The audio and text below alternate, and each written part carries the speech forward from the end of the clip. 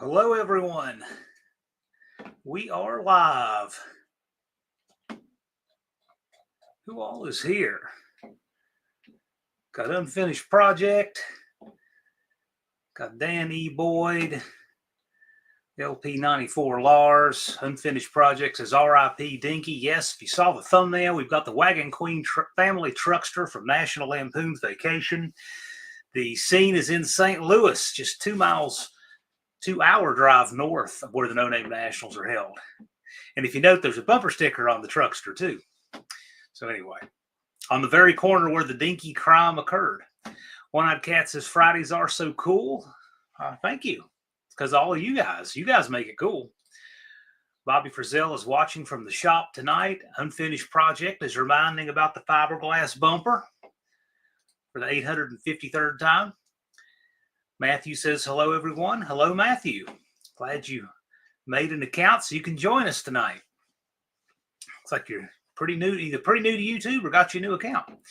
Indecisive Garage says, good evening from the not so sunny north. Well, it was beautiful here today, 71 degrees. And of course, I have to do non-outside, non-fun stuff. Indecisive Garage is hoping to stop belt slip above 5,000 RPM. Right on. 6th Street Garage says, howdy all. Hello, sir. Glad you're here. Mohawk is here. Colleen, a.k.a. Mama M to the 3rd Power. Turbo Tom 416 says, hi all. John with the family truckster. Yes, indeed. I have no idea what he means here. A little squeeze of King Syrup makes a great belt dressing. What is that, Unfinished Project? Or do I want to know? Danny Boyd says, I had one of them cars, but it was a 2-door and a 79 with single headlights. Okay. Still would have made a good tribute. Junkyard D said, the shop screen is wiped down and surround sound cranked for the intro. I don't know, man. You fit in awesome in that intro.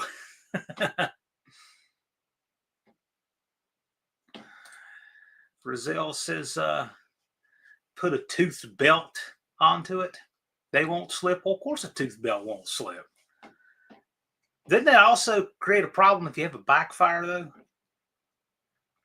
I don't know. I don't run anything like that. Never have. Dean Stevenson is here. My Aunt Nancy is here. Unfinished Projects now calling for the fiberglass resin teeth belt mod. Pure Pontiac Garage. We've got Buff Del Campo. Howdy. Glad you could make it. Indecisive Garage says he's going to do that with a cog belt on the new motor. Sounds like a good idea. Heavens Mopar Scott. Heavens Mopar Scott, you came up in conversation. I hear that Just Mopar Joe has a very rough Charger. And for some reason, it draws parallels with yours. I can't not imagine why. Lunar Outlaw Garage. Good evening, everyone. Hope you're doing well. Well, thank you for coming by, Brian. Glad you're here. Levi says his ramp truck bed is near completion. That's a good thing. Mrs. One-Eyed Cat is here. Rob's Rods and Streetcars. Thank you for coming by, Rob. He says it's 76 degrees there and loving it. Yep. Me too. I like it when it finally gets warm. But I noticed the grass is coming up. So usually April 1 is about when grass season starts. So it's that time of year. Lone Wrench Garage. And by the way, if you have not yet subscribed to Lone Wrench Garage, he is running in the No Name 500. He has a long way to go, but he's got plenty of time. He's got 173 days, 3 hours, and 55 minutes. But he bought the A-Team tribute van from Buff's Garage, and he has a new video on his channel to walk around to the van. So if you haven't yet seen that, check that out. It's cool. Buff said it was 84 there today. I'm good with that. I like it when it's hot. Mostly Old Parts Ron Ward says, I'm here. Indeed you are, sir. Glad you're here.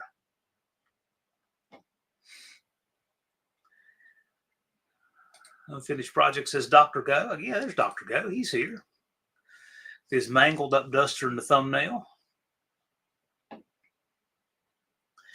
One-Eyed Cat says, just off the phone with Marty's Hot Rod Garage. We know the clock is ticking. The clock and the calendar wait for no one. Ron wants to know if Levi got a bigger hammer. Mean Street Mopar. If you've not seen that, Mean Street Mopar has a series on converting his, I think it's a Diplomat. It's Diplomat or Fifth Avenue. I can't ever remember. I think it's a Diplomat. But he's converting it over to manual disc brakes. So that's pretty cool. I'm learning some stuff on that, on the later model cars with the aluminum master cylinder. I think it's pretty cool. Unfinished Project says, you have plenty of time to mow the lawn before Liberation Day. I need to probably liberate the deck from the mower, and I actually did a full deck service on it last year. However, it still has the old belt because as expensive as belts are, I keep them until they're done. That one's, yeah, I should just go ahead and throw another one on it because I can either do it here on my terms or I can do it out in the middle of a yard on its terms. And I'd rather do it right here at the shop. Brian Beeler is here. Thank you for coming by. What is that in your thumbnail? Is that a Galaxy? That's what it looks like. Mopar Jeff 604 says, hello all. I'll tell you what, you always notice that Duster he's got in his thumbnail there, pulling the wheels. That's 70 or 71. That's cool. Mopars, Mustangs, and minivans. Mr. Will Burn Tires, how are you, sir? I don't burn them. I do cut them up, though, because then I can throw them away and not have to pay tire disposal. Most of the old Partron Ward says he's headed to Lincoln, Nebraska next week to pick up a 68 Barracuda Fastback. Well, that sounds cool. 64 Cyclone. Cool. Yes. SSR Performance says, what's up, everyone? I got my banner. Thanks again. Glad you got it, man. Everybody should have their stuff. I think everything was out for delivery early this week. Andrew Nelson is here. Glad you're here, sir. You and your butterfly thumbnail, which is cool.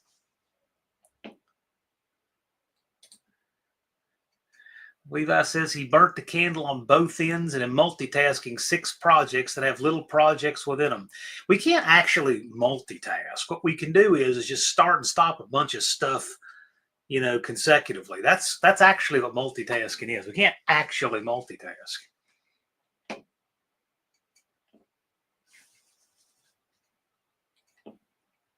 I mean, the only way we actually multitask is, you know, if you drive a car through a house and you take out a window, you took care of the dirty window, you know, and you took care of, you know, the windshield of the car being dirty. And there's 2 things at once, right?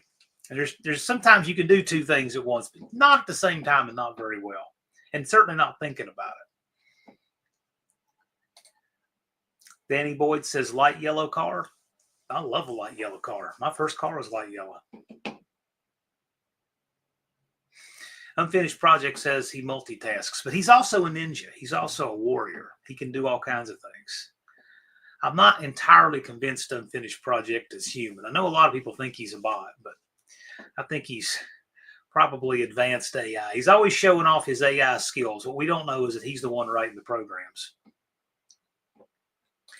Ron says he's picking up the car for a friend. Cool.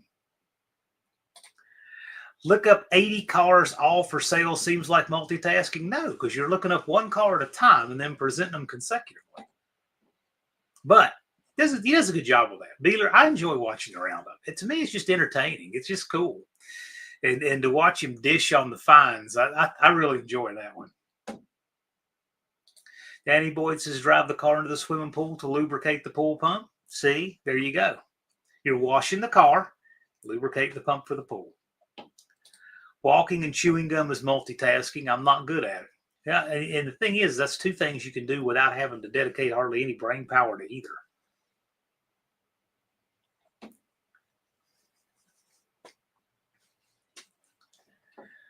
We got 40 people in here. I will plug that in 20 minutes at the bottom of the hour, I've had a few video premieres after my live streams from somebody who does travel videos of my hometown. And we did one of the old Princeton Dragway. And she is a professional travel agent. And she came to me and said, I think I can help your folks save on traveling to Sykeston. with deals for lodging, rental cars, etc. So we're going to have her on at the bottom of the hour to talk about setting up your travel plans to Sykeston. So I think that'll be fun. That'll be cool. I'm all for people who want to help out the community, and Angie wants to do so. So we're going to have her on here at the bottom of the hour in 20 minutes. Danny Boyd says multitasking can be the path to multi-mistake making. Yes. Levi says, I think everyone will like my icebox for the intercooler in the Laguna. It's custom with a K. Taking part of a Fast and Furious car design. Yeah, man, I just hope it doesn't leak. Hope it doesn't leak water on the track. Yeah, Mohawk's doing the pat your head, rub your stomach, now reverse. That's going to be fun. I don't know what, but we try to have fun here. One-Eyed Cat enjoys her commentary. Yeah, she narrates her videos. It's good stuff. Unfinished Project says, was changing a window motor and it started raining. No rain in the forecast. Cherish your shops, people. Ron says, today I yanked the head off a 2.4-liter Malibu. Folks, timing chains, guides, and followers have maintenance intervals. As the old Fram commercial said, you can pay me now or pay me later. You say a 2.4-liter Malibu. I'm assuming you're talking about some modern 4-cylinder front-wheel drive Malibu. And by the way, you say timing chains, guides, and followers have maintenance intervals. The CRV has a timing chain. It's got 364,000 miles, and I have never touched it. Never had to cover off or anything. Is there something you can tell me about that'll scare me in there, Ron?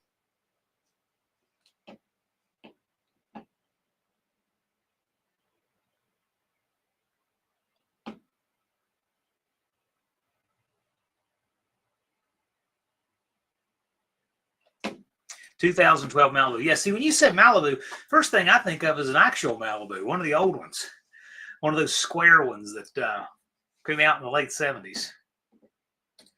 Bobby Frizzell's doing a complete remodel on his shop right now.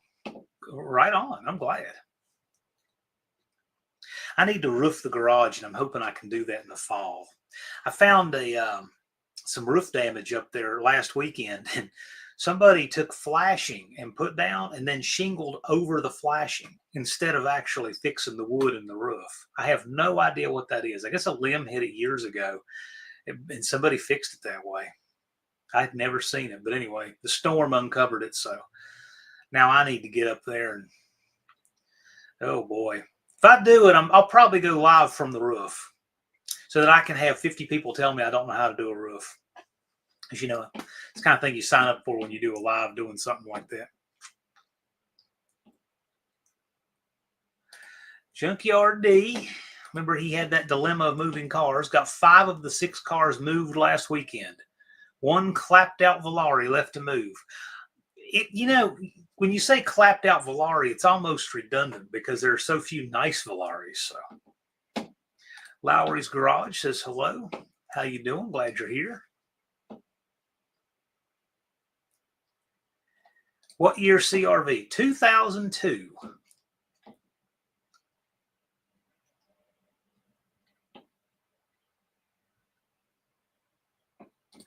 Lunar says, I did a couple weeks when I was much, much younger, and I would never like to do it. Weeks of what? Did a couple weeks. What are we talking about? I don't know what that goes with.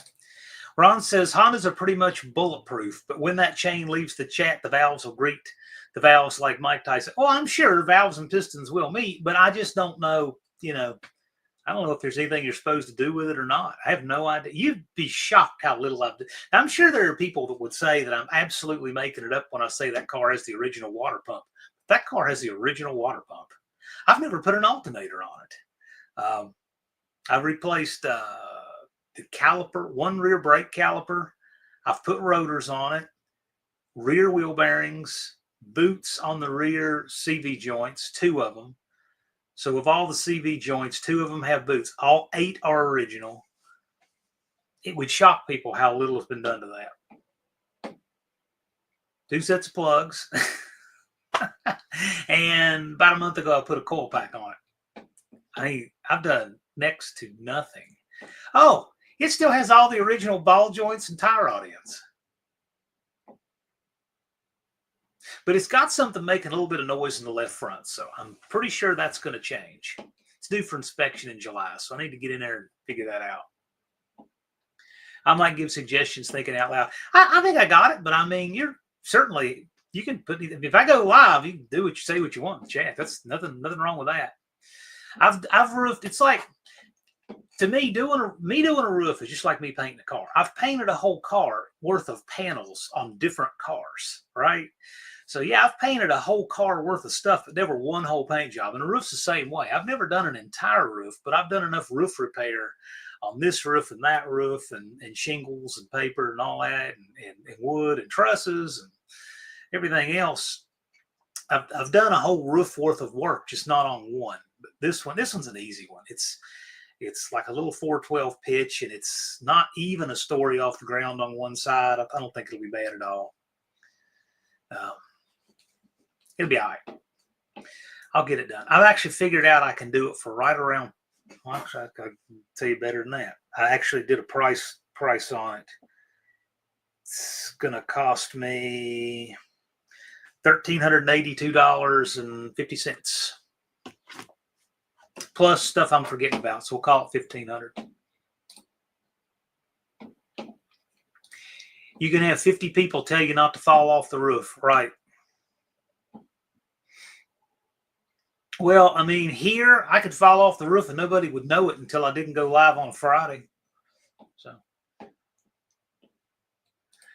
Evans Mopar says, re-roofing my garage is on the list. I swear there's 4 layers on that thing. I don't understand all these layers and stuff. Like, none of my roofs have ever had layers, ever. Never. My garage roof should be original 1988. And they probably did it similar to when the roof was done on this house. It's probably about the same age. The house is 73, but it's clearly not the original roof. It's old, but it needs replacing. It doesn't leak or anything, but it needs it. It's on the list. But the garage needs it worse. And the garage will be, I can do it myself. It'll just be a lot of work.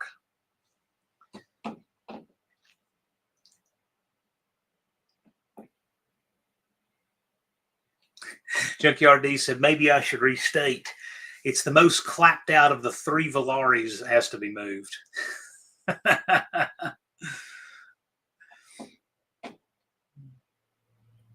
Yeah, I almost did an engine for a Valari one time. And the guy's like, I don't know if I want to spend on building something or just do a swap. He was debating. Cool little car, though. 38 Racing says, listening while he does body mount reconstruction surgery. Kind of on that note to get back to work Monday. Yeah, I've done cab mounts. That's similar. And I need to do exactly what you're talking about on my dad's Jeep. Danny Boyd says, you might need a dumpster for 4 layers. Yes, you will. If you really do have that, you will definitely need a dumpster. And that's going to be a big bill. Ron says 2001 Civic with 260,000 miles on it. In the car's defense, I should have replaced the timing belt before it shredded. Yeah, well, the CRV has a chain, or it wouldn't be running right now. Yeah, they do have chains. The Civics do have belts. Colleen asks a great question. Has the No Name Nationals clock been received? No, not yet, but it's very close. This year's clock is a month later for a couple of different reasons, one of which being there hasn't been enough early season movement just yet. But it will be very shortly. That's actually in the works. And you guys will know when it goes out. And hopefully you'll know when it's received. But that's going to be upon the recipient. 412. Hey, man, that's all I want to get on, Dawn, a 412. Right? Forget that Cape Cod nonsense. I've got a Cape Cod, and it's awful. And when I did a big roof repair on it one time. I built a wooden staircase that followed the pitch. It had big old flat 8-inch treads on it. And I could walk right up, set the shingles on it. It was great. The city hated it, but it was great. Ron got his hat that he won. Cool. Yeah, I put some stickers in there. I always send out a sticker or two with winnings like that. Danny Boyd says, I've never done a roof at this point in my life. It would have to be a 1-story low ranch. Right. This one is a 1.5 stories out of the ground. I'm like, which is silly. It shouldn't make any difference. But to me, it just, if it was one story, but no, it's a story and a half. It kind of makes me nervous. Whatever. I do have one house that's 3 stories out of the ground on the back and 2 on the front. It's got a real steep lot. And it's a hip roof, a steep hip roof. Like, there's no way I can get up on that thing. And yet these guys who are roofers will go up there and walk around like it's flat ground, no harness, nothing. Man, not me. Scott says, I'll gladly be doing the work myself. Material is inexpensive compared to pants. It is extremely expensive. In fact, I have roofers working this minute on another property right now. In fact, when it's dark, I'd say they quit probably a half hour ago, but yeah. One-Eyed Cat said, did my garage roof years ago. Shingles, each side, different color. Can only see one side at a time. That's one way to do it. And a good big tarp, yeah. Unfinished project, probably asked his AI buddy there. Yeah. And timing chain, not a specific recommended service interval for replacing. Okay, cool. Unless you don't keep the fuel tank full, which I don't. I'm not good about that. Hot Rod Guy Garage is here. Hello, Russell. Thanks for coming by. Danny Boyd says it will kick the Martinsville clock's butt. Yes, it will. It'll be very cool. The clock design is up this year. I've been doing some experimentation with clock design, and it's in-house, and this will be the coolest clock yet.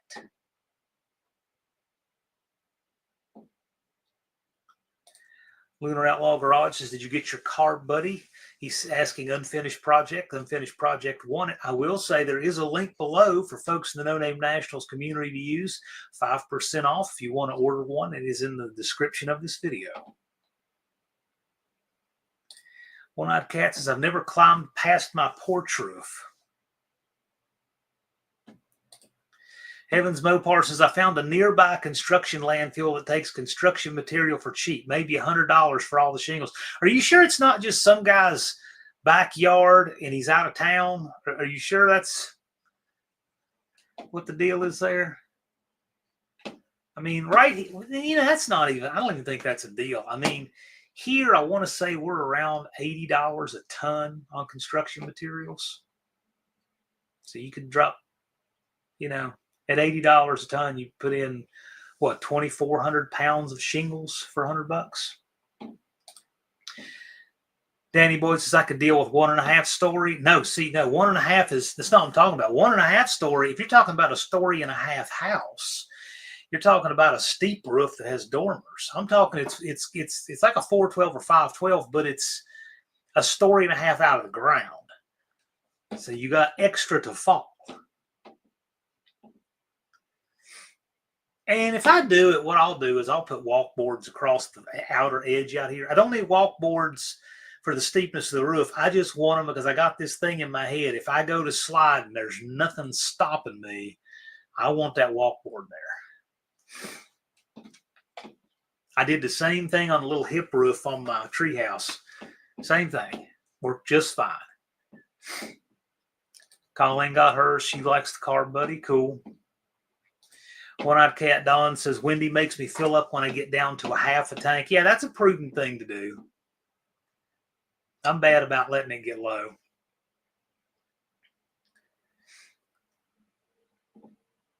Although I've never run out of gas in the CRV.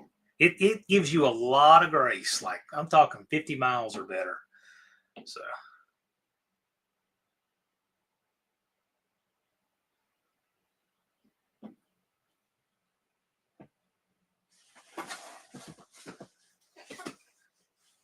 Scott says he's sure it is. Yeah, it sounds like about the right rate anyway. That's pretty good.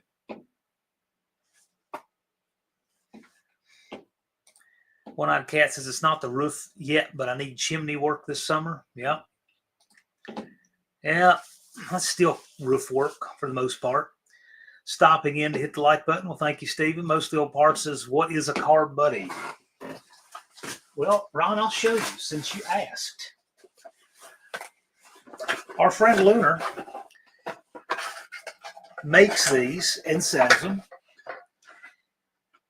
You can see that this goes over a, holly square bore pattern, and it's got a little bowl so you can put nuts and sockets and stuff in, and this is his.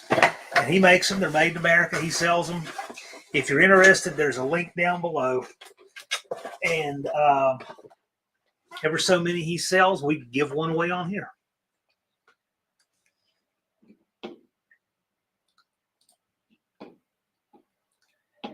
He says that was years ago unless they changed their pricing. Well, I don't know, man. Find out. I'll tell you what, though. Don't do what I did. I had the landfill refuse my load of brush last week. No, it was earlier this week. I'm like, oh, what a bummer, because I put all this on the trailer. There's too many pine needles and stuff in that. And I'm sitting there thinking, so I pay tax for the landfill. I pay to drop the brush there. And because you can't make more money selling the mulch if there's too many pine needles in it. You don't, I mean, what is that? They got to make money on it 3 times, or it's, so anyway, I still got a trailer full of it. I'm going to take it to Mercer County where they absolutely don't care. I don't think Mercer County cares if you dump nuclear waste. So I'll take it there, and I got a bunch of stuff to bring back the other way. But that landfill is terrible because it's really hard to get uphill up this steep gravel road going into it. Yeah, and there's also a style yet that I don't have here yet, but it's they make a style that goes on the carb itself. So Blue Brick Garage says, my last house was a 1.5-story built in 1900, had the original cedar shake roof with 5 layers of shingles. Oh my gosh, 5 layers of shingles? Hell wiped it out, and I had 100% replacement policy, so I made out well. Yeah. You know what? There was a house in our neighborhood. I was looking at roofs today on houses. I know it sounds weird, but I'm a real estate agent. We look at stuff like that.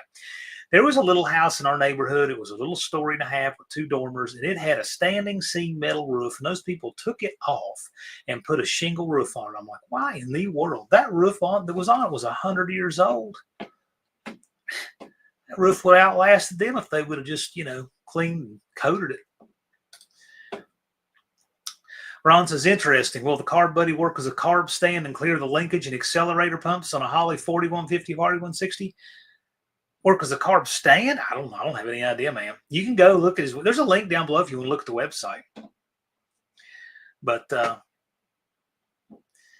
yeah, I just know that it's made to seal off an intake, and you can put stuff in it. And there's a version that goes on the carb as well.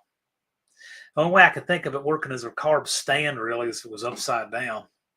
Well, yeah, maybe. Yeah, if you did it upside down, it should. Yeah, there shouldn't be anything in the way. But the little ears on it are really high. They're 1 inch high, so you're going to have longer bolts or studs than what the carb came with. Pine trees are nice, though. As many as I have, I've kind of come to get irritated with pine trees. They do give you some privacy, but man, they're messy. One-Eyed Cat says, that's why I don't get mulch in the city. 70% pine trimmings. Well, that's what breaks off in storms.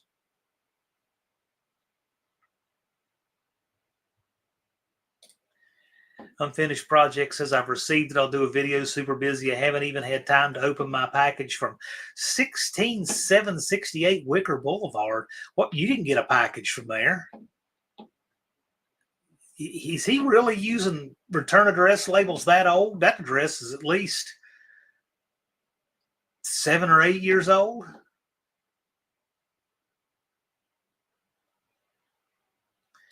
Colleen says Lunar's working on a stand. Well, there you go. There you go. Okay. There you go. Just asked and answered.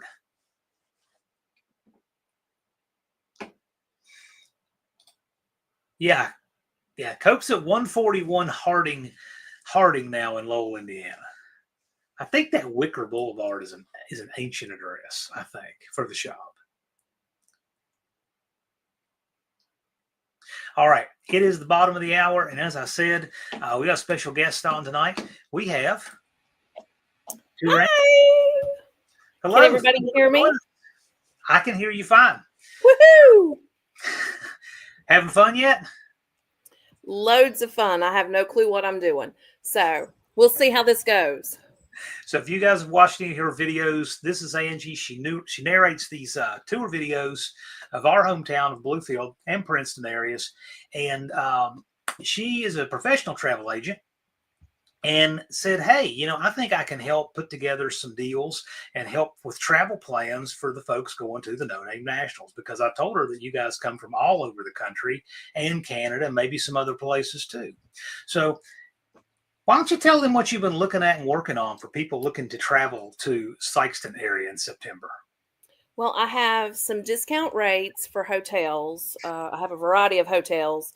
And it's some of them, the group rate was cheaper, but some of them, like the AAA rate, was cheaper. Whichever's the cheapest, I've got you. So, but basically, I've got Drury. Gosh, if I could pronounce that right, Drury Inn, and Peachtree. I also have Comfort Inn, Days Inn, Holiday Inn, Super 8, and Best Western. But I've got prices there. If you want me to go on and yell out some prices to you, I can. It's just, it depends on what you're looking for, really. Like, for example, the Peachtree. It's 2 double beds, and I had a quote from the 17th through the 20th for $388. So, It's not bad. That's not bad. but then Drury is $4.50 So that one was the most expensive. That's really not bad, because I've priced the Drury independently of being higher than that. And so for those of you in the chat who aren't familiar, the Drury is right across from Lambert's. And it's very near the corner where you turn to go to the track, and the Pear Tree. It's the Pear Tree. It's right beside it. That's owned by the same company. And it's very nice too. It's a little less expensive. Then the Best Western is just on the other side of the interstate interchange. But again, it's very near Lambert's. Those three she mentioned are all very close to Lambert's. And Best Western is a little bit better on pet policy money. But the Best Western, I have 2 different rates to say. One is just a 1 king bed, and it's $321, and the other is 2 queens for $335. So that gives you options there. So, and that's all for the 17th through the 20th. So if you needed dates changed, you could reach out to me directly, and I can, book it separate with different dates for you. I also have, if you really want to go all out with the Super 8, it's $181.50 for a queen. So that's not bad. But does it come with a tetanus shot? Yeah, you might. I haven't stayed at a Super 8 in a very long time, so I have no idea what you're. I've had mixed reviews on the Super 8 from people who have stayed there with our group. But that said, you never know. You could have a great experience there. I've not stayed there, so. Yeah, so any of the hotels in the area, I could got pretty good deals there for you. Now for rental cars, if you want to, I don't know how you want to do this. Like for those that are flying in, would you fly into St. Louis? That would be the best bet. Probably. The cheapest rental car there is through Thrifty Rental Car. And for the 17th through the 20th, it's $166.32. That's daggone cheap for, a rental for that long. So I don't know if you'd want to do rental cars, but as for flights, you can give me a yell, and I can, look at your city and see where you're flying in from and give prices there. But honestly, I can't do much with flights. There's first off, there's no commission on them. What the price I have is what you'll see on Expedia, or Orbitz or anywhere. So I really don't I do book flights for people, and I can watch for when the best date to purchase a flight would be. But really and truly, I can't do much help. So these guys got some questions on rentals. If they want to rent a V8 and rear wheel drive, something like a Mustang or a Challenger, how much is the insurance on that rental? Does the rental plan cover track time? I knew somebody would ask that. Leave that to Junkyard. Don't ask, don't tell. I'm not going to ask who the owner of the car you have registered in. About the Challenger Hellcat. I don't know. You'd have to ask them. Yeah, I have no idea. And as for rental, I would have to dig into it a little bit more for the insurance pricing on the rental. Honestly, I never buy the insurance on a rental car because my insurance on my car covers rental. So that's how I typically do things with just, say, no, I'm not buying that insurance because it typically is overpriced. And if you have car insurance yourself that has rental stuff on there, I wouldn't do it. But I can look into information on rental cars if need be. So Now, I have tourangie.com pinned in the chat over on YouTube. I believe I pinned that over there, which I did. And that's your website. So if you're interested in looking into any of these deals and getting Angie to help you with your travel to Sykeston, especially your hotels, your rentals, let her know.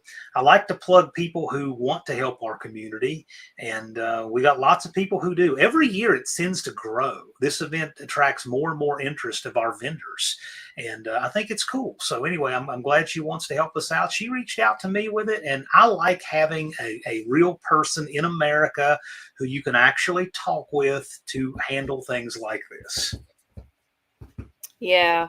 A lot of people have gotten away from using a travel agent because you can just do it yourself. And it's funny when you go through doing it yourself, like on Expedia or Orbitz, there's a commission fee already in there that you all don't see. And you're just paying back Expedia or Orbitz just because they have a website. So if you book it through me, I earn that little bit of commission and can fight Orbitz or fight Expedia for you. So it helps a little bit, and you're going to get charged that little bit of extra commission anyway, just because you're booking through Orbitz or Expedia or whatever. So, hey, it's how I make my money. Well, that's nice, though, because it doesn't cost them any more to use your services. But if something goes awry, you have a professional who does this all the time to go to bat for you. That's really nice. Yeah. Your odds of winning go up. Yeah. Yeah, I'm trying to look over here to the right. Let's see. What about vehicle transportation for those that might use a company to transport their vehicles? Oh, well, that's interesting. We don't have anything like that just yet. I know Tony Ross, Tony's Hot Rod Garage, has looked into that. He's talking about having your car trucked across the country, I think. Heavens Mopar says, I usually fly in and have to rent a car unless I could bum a ride to and from the airport. I'm a cheapskate, and I recycle cans to help buy car parts. Okay. Well, hey, this thrifty car rental, that's a pretty good deal. You won't find any to beat it, but it's pick up at the airport. I do have one somewhere in St. Louis away from the airport that's 122. Let me see. Let me pull this back up. What was it? $121.72, but it's not it's on Bonhomme Avenue. I don't even know where that is because I don't know St. Louis. Okay. But it's $121.72 and it's a Chevy Bolt. I don't even know what a Bolt is. Is it that little electric car? I think that's it might be. I have no idea. But well, if the Chevy Volt appears out there on the track, you don't have anything to do with it. we'll just say that's a coincidence. Yeah, but the thrifty car rental, the 16632, it can be a compact up to a size of a Toyota Corolla. So it's still a smaller car, but hey, it's a car. And it'll get you there. Danny Boyd says Hertz might give you a stolen car. I tried to warn Angie about this crowd. I said, just because you want to tell them about rental cars and hotel rates doesn't mean that's what they're going to be doing. I said, somebody will be talking about racing the cars and everything else. Hey, that's fine. What you do with your car, that's on you. At least I won't have any issues with it. I'm gonna ask Angie because all you guys are thinking. Have you ever seen the movie Days of Thunder? Yes. Okay. This is what these guys think of when they think of getting a rental car. Right there. They get it back in a bucket.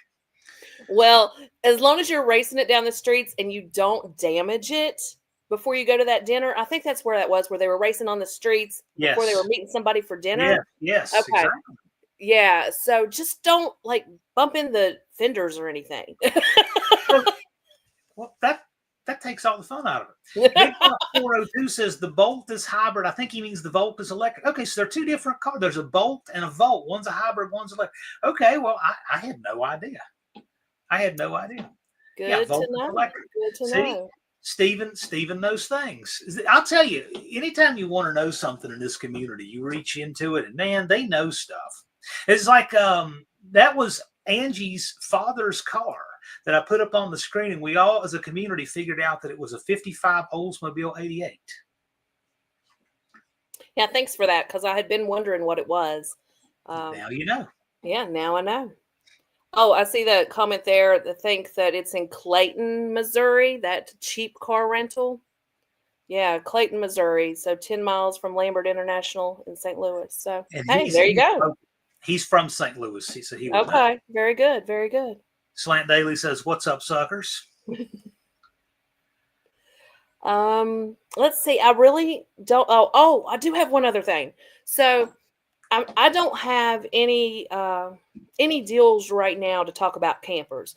For those who want to rent a camper out there or rent a camper where they're at and haul it and go out there with their camper.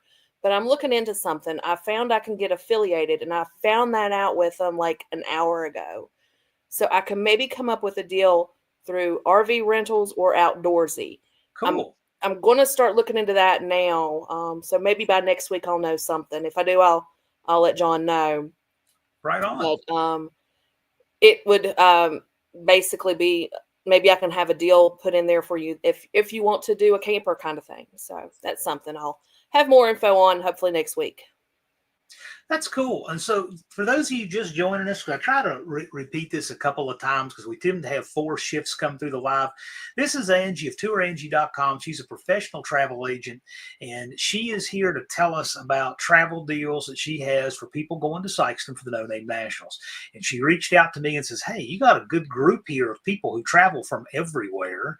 Maybe I can help them plan their travel, hotels, rentals, and maybe even campers for those that were in campers. I know some do."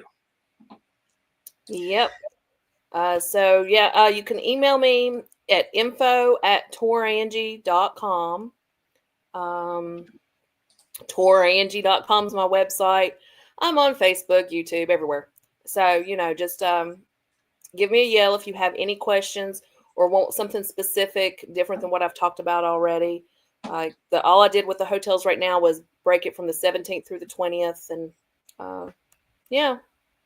And that, by the way, the 17th to the 20th will put you there arriving Wednesday night. So you'll be there for all day of Thursday to get your car teched in, and the cruise to Lambert's. This puts you there the night before that. So if you need to amend those dates, you would talk with Angie about that. And it also should have you checking out on Sunday after the event. Unfinished Projects got a link to your YouTube channel right here. You can see that. And here is Angie's email if you need that. But I always appreciate when a vendor wants to go the extra mile to try to help us out and appreciates our community and wants to help. So for those who like to have that person in their corner to help with travel disputes and help you find things and better rates and do it without costing you anything. Yep. That's it. That's exactly it. And if you any of you all want to do any other type of travel, just give me a yell too. I've got 2 people getting on a cruise ship tomorrow. Right. She books cruises. If you want to go to London, her channel's got all kinds of stuff. So she does like walkthroughs of rooms on cruise ships, casinos, all kinds of stuff like that. So it's not just for the Sykeston adventure, but that's what she reached out to me about. But if you want to do other travel and stuff, I know she can help with that as well. So yeah, if you guys have any questions or anything, we wanted to. I told Angie, you're welcome to stick around as long as you want, but you're going to see this group will just drift into who knows what. So you can stick around with this wild group as long as you want. But do you guys have any questions for her? Ron says, "Thanks, Angie. It's nice to see the No Name Nationals has support from outside of the YouTube community. I'll keep you in mind for when I have travel plans elsewhere." Woohoo! And Angie, mostly old parts there, Ron Ward, he is the voice of the No Name Nationals. So when you're at the event and you hear that voice coming from the tower, making all these calls on the racetrack and telling people what's going on site, in the universe, on game day, that is Ron Ward. That is him, mostly old parts. That's great. Cool. Stephen's ready to cruise to Lambert's. So we also have a cruise every year on Thursday. We leave the track, and this year we're going to do better than last year about leaving in an orderly fashion and not being disruptive and not getting pulled over. But we're going to have a bunch of cars cruising to Lambert's, which is a restaurant that's 6 miles away, and we take over their parking lot for a big car show and have dinner and have a great time, and that'll be on Thursday again this year. So when you see Lambert's, that's what they're talking about. Cool. And most of the old parts Ron Ward says he'll give Angie some love on the microphone. Well, that'll be cool. That'll be fun. Give you a shout out right there at the tower. Whoop whoop. Sounds good. This is a great question. And if you find out about this, I would be personally very interested in this. Any golf cart rentals? That's something I can look into. I've done golf cart rentals in like major cities like Myrtle Beach and Key West. So I'll look into that. Maybe I can get some golf cart rentals out there too. I'll find out. I do not know how many miles I walk at No Name Nationals. And Mrs. One-Eyed Cat, by the way, shout out to her. She is my chauffeur at the No Name Nationals. She helps me make my rounds at the pit so that my feet are not just one big blister by the end of because it's a week for me. I go out there on Tuesday and leave on Monday. So it's a whole week for me. And I couldn't walk all that, and stay upright. But that said, a golf cart would make my life a lot easier. So I will definitely dig into that and see what I can come up with. And Slant Daily says, I will use you for our next vacation. Slant Daily Garage, Professor P, he's a great dude. Sounds great. I appreciate it. Orderly pulls out the thesaurus. Yeah, we got some feedback from the Scott County Sheriff's Office that we need to do a little better this year. And so I've got ways we're going to fix that. As you know, Turbo Tom has agreed to be our pace car with his 1916 Model T Ford with a top speed of 45 miles an hour. So if we're following Tom, everybody has to behave. But we're going to do better and show people how good this community is. Because I got to tell you, Angie, have you ever been to an event that's on 22 acres outdoors, and when they leave, it's cleaner than they found it? That's how these people camp. That's good. That's great. These are really good folks. That's great. I couldn't imagine it being cleaner when you left. So that's great. And Danny Boy says, Monkey Bike, we have a class for racing these. You ever been to Tractor Supply and see those little tiny moped looking things by the front door? They're so little you don't know how people could get on the ride. Oh, yeah. We have a class for grown men racing those, and they're quick. They're quick. Those guys make 45 miles an hour on those things. That's crazy. I couldn't imagine. Blue Grit says a golf cart will be easier on the behind than a monkey bike. Yes, it will. I bet so. Even the ants are cleaned up. We get it really clean. The track is always appreciative, and they appreciate how well you guys keep cleaned up. We want to keep that going. Most of the old parts, could we invite the Scotts County Sheriff's Office to join us for the cruise? Yeah, we did. That's why they said what they said. They were there to handle the intersection for us. But yes, and they're welcome. And we're also going to have a banquet on Saturday night this year. So that's going to be an addition we're doing for this year. We're bringing back Dallas's community cookout, but we're going to do it in a formal way. We're going to have an awards banquet style for 2025. A golf cart will be like a Cadillac. Yes, it would. A lot of local venues have banned golf carts because people are stupid. We'll take our chances. Mrs. One-Eyed Cat says, we are family now forever. I'll tell you what, this is my family. I have relatives, but you guys are my family. No, the police didn't have an issue, but they're just like, some people are getting kind of rowdy and spread out and stuff, and we just need to rein that in a little bit. It was all good, though. It was all good.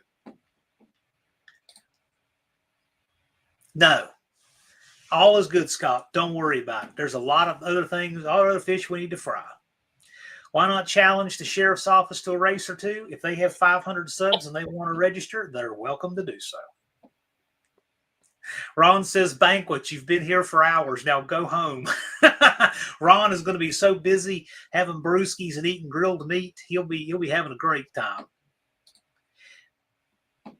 Do any of you guys have any questions for Angie? Any travel questions? We don't want to subject her to you guys, but she's here to hang out all you want to. It's all good. Yeah, I'll hop on off of here. Yeah. But if you have any questions, just please give me a yell. I'm here to help. So tourangie.com. If you do your Sykes and travel plans, you can reach out to her.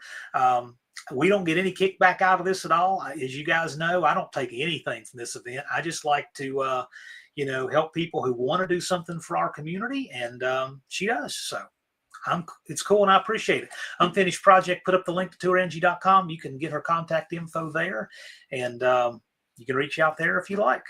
Thanks for being on. I appreciate you being here. Yeah, thank you all for having me. Take care, and we'll have fun with the rest of this broadcast. Will do. Thank you for being here. Bye-bye.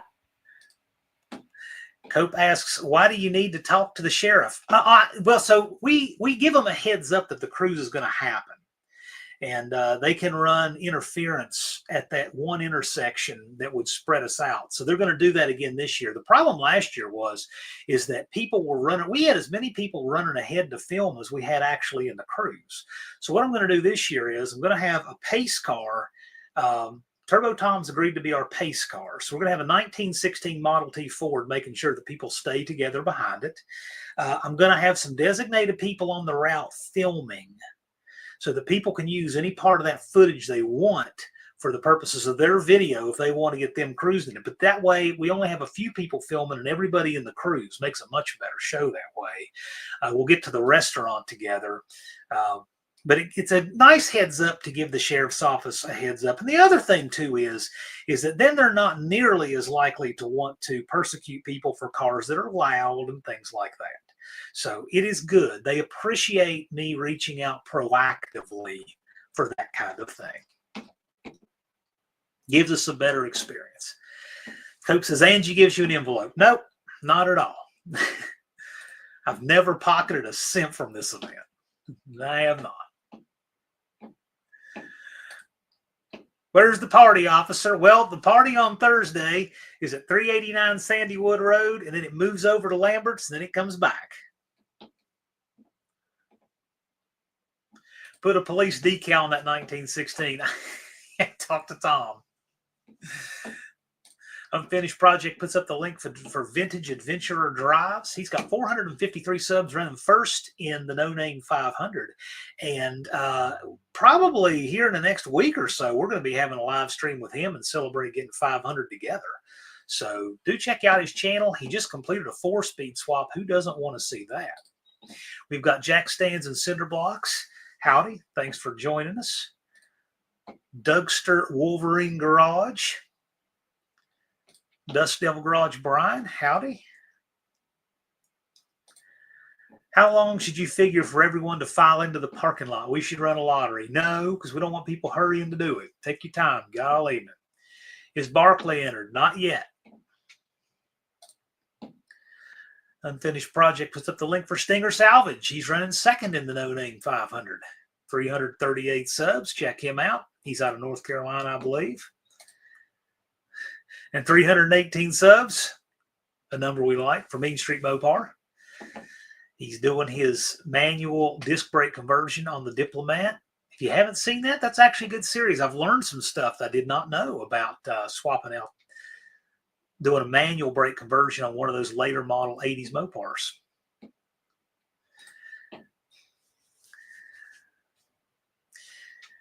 Casey may not chat much because he's in the garage. That's all cool. If you notice, I'll read questions even when I click on them, even when you guys can all read them, because I've discovered that probably about 60% of my audience listens to this podcast style after it's live.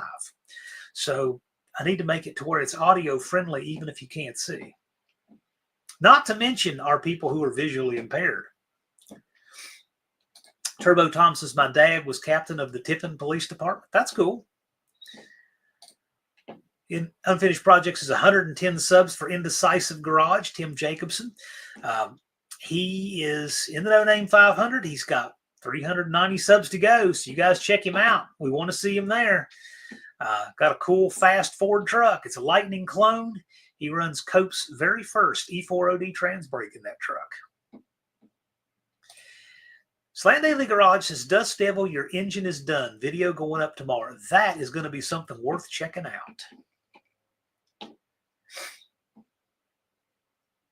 I can neither confirm nor deny that I know what's going to be in that video, but I can confirm that it's going to be worth checking out.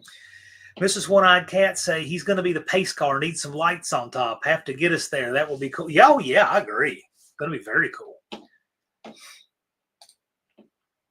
Unfinished Project says 95 subs for Rust Before Holes. Quite a character. Got a neat channel. Yeah, definitely check him out.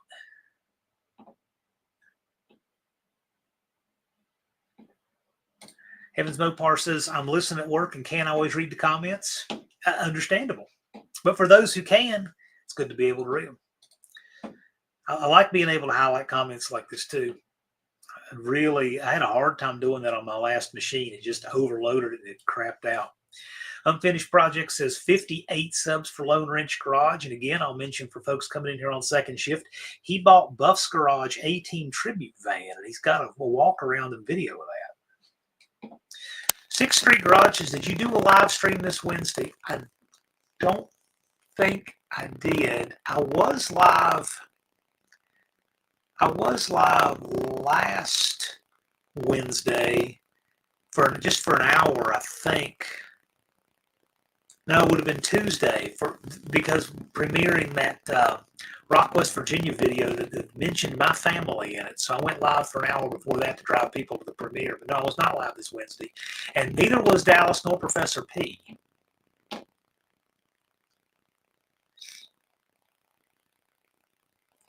Dust Devil says he can't wait. And Mohawk says I can't wait either. They're excited. 278 subs for Dougster Wolverine. That doesn't sound right at all. Is that how many subs you have, Doug? How do you not have more subs than that? What happened to the audio? Nothing on my end. Ron's asking thoughts on the 7.6 Creedmoor. Looking for a bolt action. Prefer a Remington 700 BDL that shoots flat as a pool table. Well, first of all, nothing shoots flat. It can't. Physics don't allow any rifle to shoot flat. Some will have more drop than others over distance, though. And everybody talks about the Creedmoor and talks about shoot flat. If you really want my opinion on the thing to buy, go buy a battle rifle class, a tactical response, or Taborosaurus Rex or Thunder Ranch, and learn from one of these guys that are real technicians, or Jay Gibson, and learn from one of these guys who are real technicians on the rifle. And then you will be able to do with a 308 and that knowledge what most guys cannot do with a Creedmoor.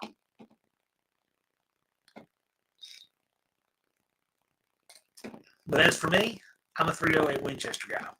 That worked for my father. It'll work for me. It'll work for you. But a lot of people are into the Creedmoor. Lunar Outlaw Garage says, I was telling John how his live streams had such a great banner between everybody. It's an honest, good watch, even if you're just there listening. Yeah, I like that we have fun with this community. And speaking of what Ron asked here, by the way, I think we're about due to have another firearm training live. And I did one this spring, and it was great. And everybody enjoy it. I keep getting this sound went bad. Sound is distorting. Audio wonky. I have no idea. Let me try to adjust some settings real quick. I'll be back. I'm going to try something. Give me just a second.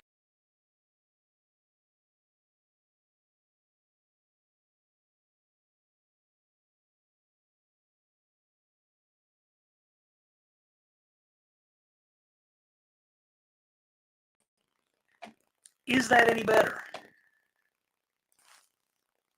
Yeah? No?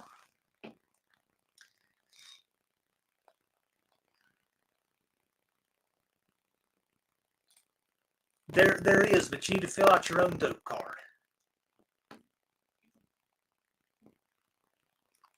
I'm a 270 guy. Right on.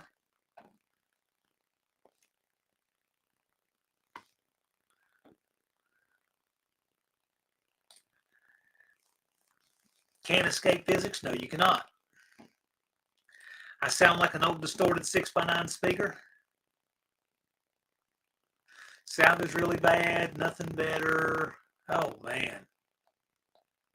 Oh, geez. This is terrible. I don't know what to tell you. I mean, I'm using the same mic I always do.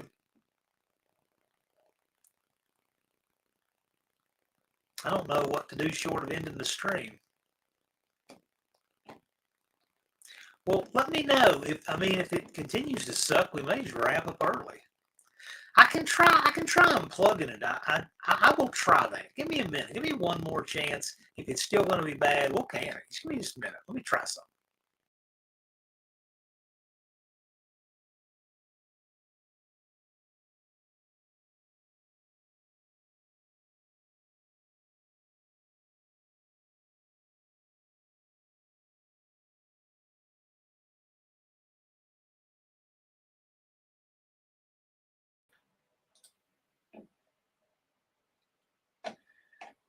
All right. Looks like my browser's glitchy a little bit. Let me know. Everything's plugged in all the way. I unplugged I unplugged my cam and mic. He says it's better. Okay, good. Good. I actually reset my camera itself. Cool. Good. Andy's got a 308 National Match M1A, shoots better than I can. Yes, those are wonderful rifles.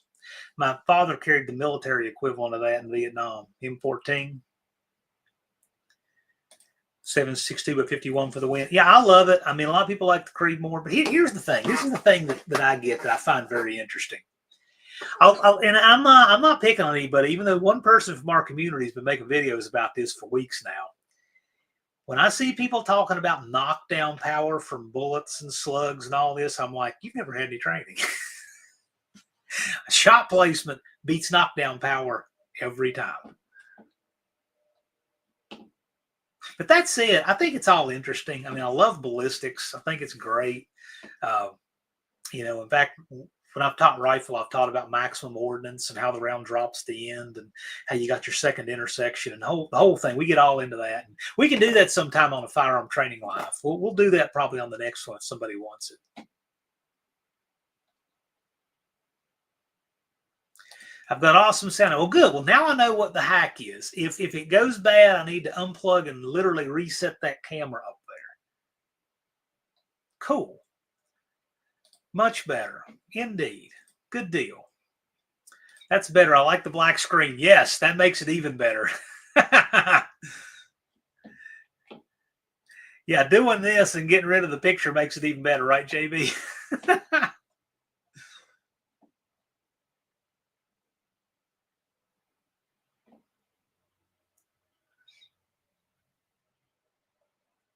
Andy said, I feel drunk, but I can see. Andy's got the new spectacles working out. Good deal. Andy, who closed on his new house, and now Unity Motorsports Garage has a garage. Congratulations. I went to a closing this morning. Yeah, I guarantee you, I've been to a whole lot more closings than y'all have. Because you could never have lived through moving that many times if you were doing them for yourself. To Angie's gotten a bunch more views on her website in the past 30 minutes. She just said, well, cool. I'm happy for her.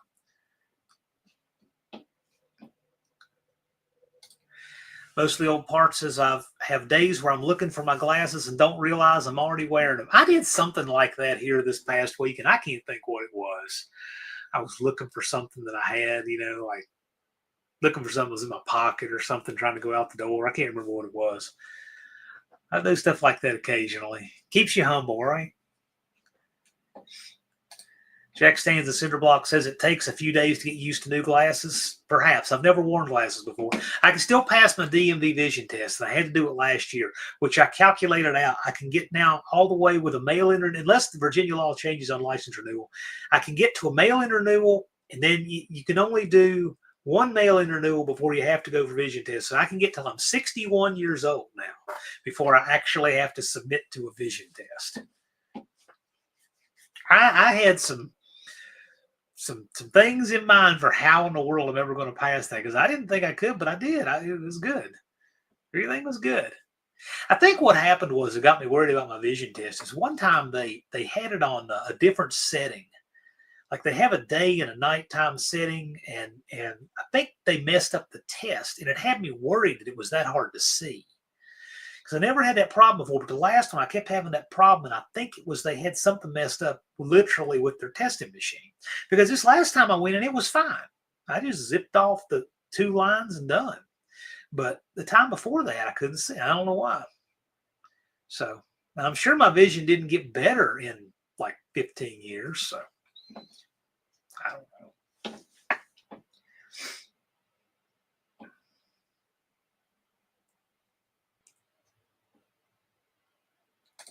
Danny Boyd says, kicking myself for not buying an 8-year license. If Virginia would renew driver's licenses for 50 years, I'd do it one more time and never worry about it again.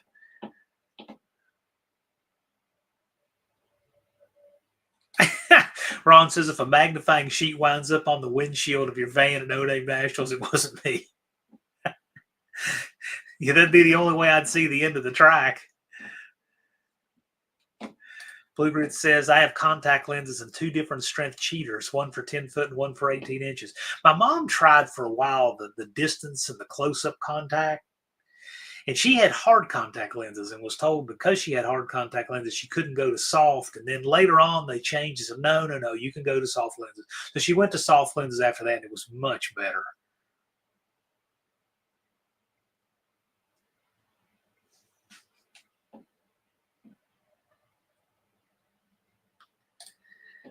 Jack stands in Cinder Block says, the wife and I went on a cruise, and that was the formal night photos.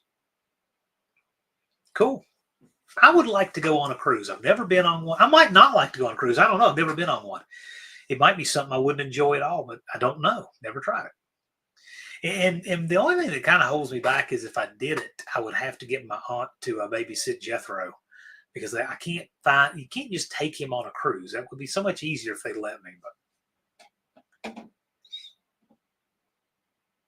Dean said, I had a lifetime license in 1996. Then they realized how I drove. Danny Boy says, my neighbor is 92 and just sold his last car and swore off driving. He bought a brand new Galaxy 2-door sedan, black with a 427 and a 4-speed. How cool is that? My grandfather swore off driving when he came down the on-ramp of the new bypass they built in Bluefield. They built that in 1988. So he would have been 81 at the time. He was born in 1907. So after that, his wife did the driving. Casey says cruises are 3,000 to 4,000 new friends and family for a week. I don't know. I don't know if I would like it or not. I have no idea. I know one thing. I love the beach, and I have not been in many years. I was at Panama City Beach for about an hour in 2021 on my way from I was going from New Orleans up to some Bumblescuzz town in Alabama, and I stopped there on my way through, and so Jethro could walk around in the Gulf of Mexico a little bit. Most of the old parts ask serious tech question with regards to contact lenses. For classes requiring a full fire suit and gloves, would it be better to have hard lenses, soft lenses, or prescription glasses? That is a great question for Deke Denny. And you know what, Ron? What I'll do, I'm going to save that question. I'm going to pose it to Deke because we're soon going to have Deke on a live stream to talk about passing tech. And we'll give him that exact question.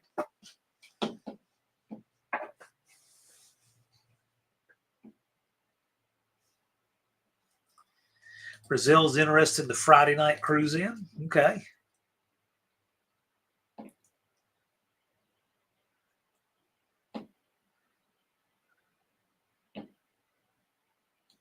Brazil says the FE is the greatest engine ever built. Freedom of speech is a great thing.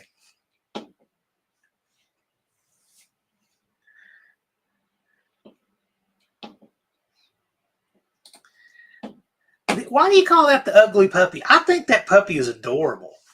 So for those of you, have you seen Vic's puppy, he thinks it's ugly, and I just disagree. I think it's cute as a button.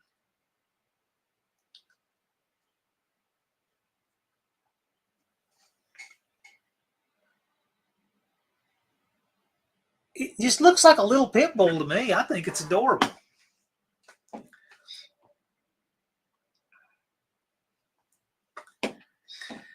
Just Mopar Joe is in the house. He says, I bet Levi's enjoying his spring break this week.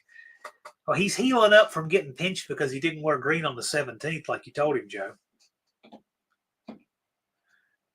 Freedom of speech is great. Yes, it is.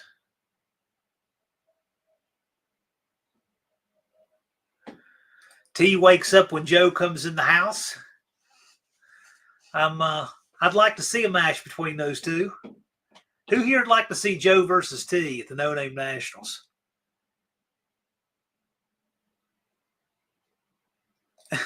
Dean says, 100% support your right to assert the truth. Well, I mean, I support people's right to assert things, whether it's true or not. I hope they believe what they're saying.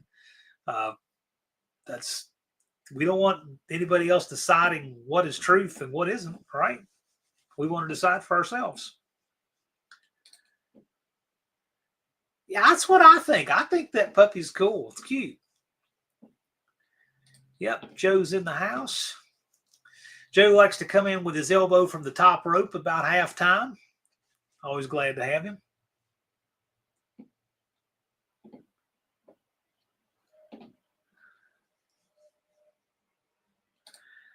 The aluminum intake was the best thing to happen to the FE. Yeah, the iron intake on the FE weighs about 898 pounds by itself. I mean, that's got to be the heaviest intake I have ever picked up was for an FE4. Ever.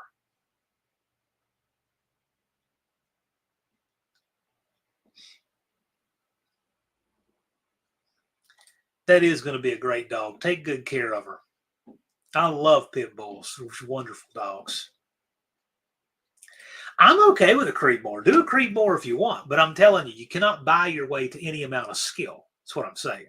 And people will spend money to try to get skill when they could do way more for their shooting with training that they don't know they need. Dean says 105 pounds if it's a two barrel. I completely believe that.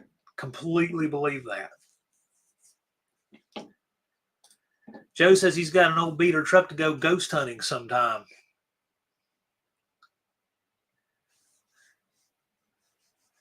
Well, sometime can be in 173 days and 2 hours and 46 minutes, Joe.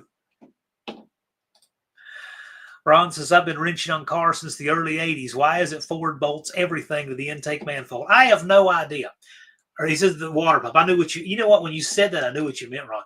I don't know. I think it's awful. I know exactly what you're talking about, though. See, to me, the intake needs to be like on the big block Mopar. It's just 4 bolts and it's off. You don't take the distributor off. You don't take your water neck off. Nothing. It just unbolts. That's the way they should all be.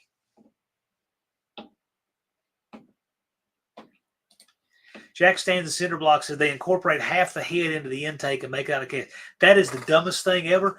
I've never understood Ford doing that. I have always hated that. I just think that's just the worst thing ever.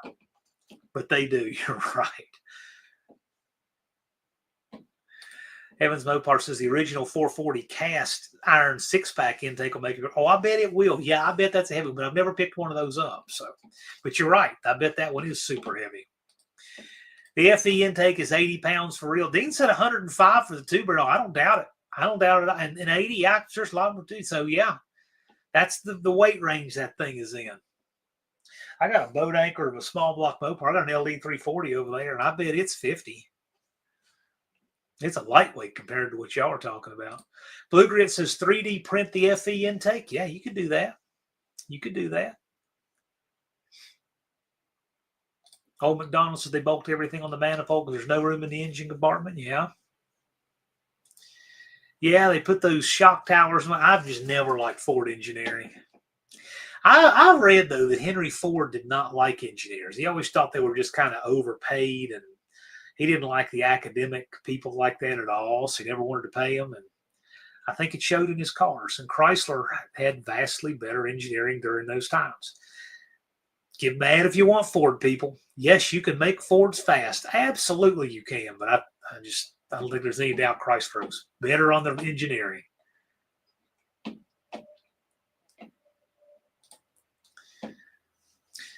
Most of the old parts says Ford is the reason the Sears sold sets of Craftsman wrenches, everything from 3/8 to 1 inch, just to change the water pump on an FE. That's something I've never done that. I don't know if I've ever done that. I've changed water pumps on Fords before, but I've done like the Windsor and the big block. I don't think I've ever done the FE. I always thought it was wild how the Cleveland had that the boss came out the front like it did for the timing chain.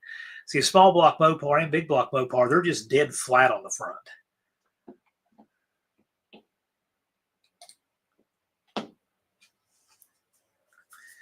JMJ versus DDG at No Name Nationals 25. Which DDG? Talking Dead Dodge Garage?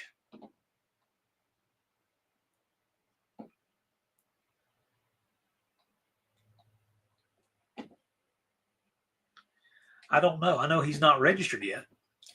The 400 should have mandated the aluminum intake. Which 400 are we talking about?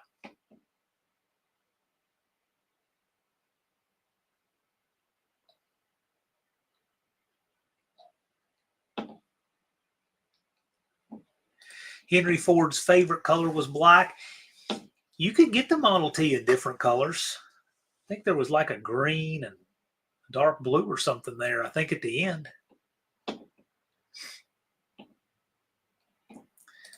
I still think Dylan could take them, whoever they are. Okay. Henry Ford couldn't read engineering plans, yet he ran a power station. Henry Ford was a highly intelligent guy. He just had a lot of quirks. There's a video. I might have shared it on my community tab. It's been a while. There's a guy who went to a Ford building in Dearborn and actually toured the ruins. The building's about to be torn down. If it's not torn down, I think it's torn down already. But the building is just falling into disrepair. The roof is down. It's about to be torn down. He went in Henry Ford's office. I thought that was so cool. Can't believe nobody had done that before. But that's on YouTube. Henry Ford loved his engineers when they cut cost. You mean like when they cut cost by cheating Bob Kearns out of the intermittent wiper motor? That was a way to cut costs, screwing him over. They sure did that way. But Henry Ford, he died in 1963. So that was right before Henry Ford. That was the second generation that would have done that. Ron said, you had me at Cleveland. That's the best engine Ford ever built. Agreed. High five, Ron. Love the Cleveland. That's my favorite Ford engine as well. I wish that Chrysler, instead of going to the LA, which I love, 318, 340, 360, 273, everyone knows I like the LA, but what I wish they'd have done is they had taken the poly and they had done the size refinements of the LA that kept the poly style head. And if they had done that and developed it and made a better flowing head and everything with the cannon valves, then Chrysler would have had the better Cleveland than Ford did. But they didn't. They went to those common rail rockers and just were focused on getting the engine narrower to fit the A-body and all that. That's a shame, because I think that if they had just developed that poly, it'd have been a wild small block going forward. But could have, would have, should have, whatever. So Heavens Mopars has weighed one of those 446 packs cast intakes. He said 80 pounds on a bathroom scale. Yeah, I don't doubt it. They're huge. I've just never picked one up before. I had picked up an FE and thought I was going to lose a few vertebrae.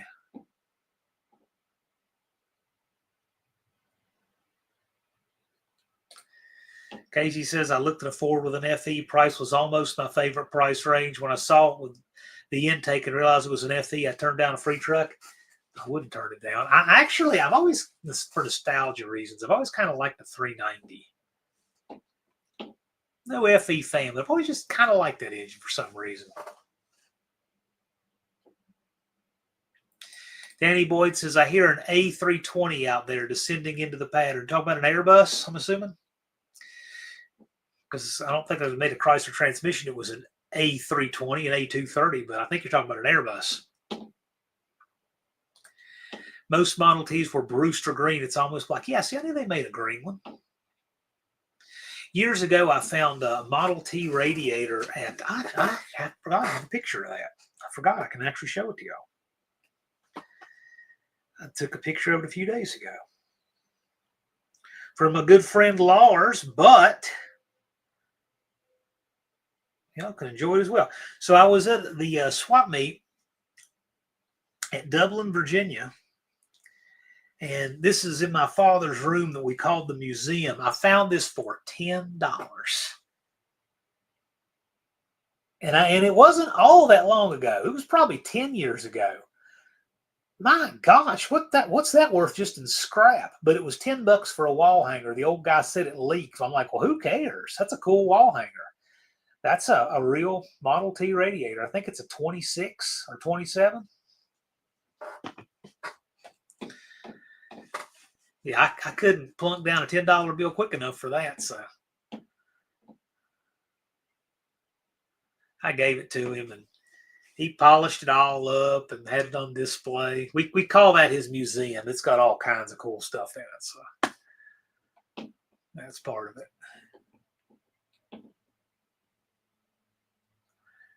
Dean Stevenson says, taking 50 thousandths out of the cylinder walls, there's 351 Windsor. Yeah, but look how much better the heads are.